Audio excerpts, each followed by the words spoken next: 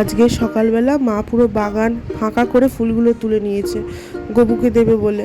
গপুর যে ড্রেসগুলো আগের দিন কেচেছিল সেগুলো আগে গুছিয়ে রাখছে।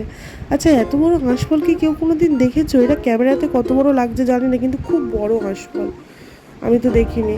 আর বিকেলবেলা মা আর আমি দুজনে মিলে বেরিয়েছিলাম একটু নার্সারিতে যাব বলে।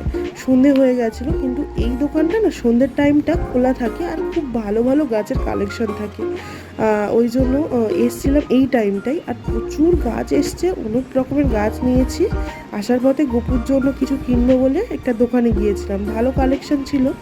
মানে ছোট দোকান, যেহেতু সামনে জন্মাষ্টমী আসছে, আস্তে আস্তে কিনতে হবে। পথে আসার সময় দেখলাম ফুচকা দোকানদারটা দাঁড়িয়ে আছে, তাই ফুচকা খেলাম 10 টাকার।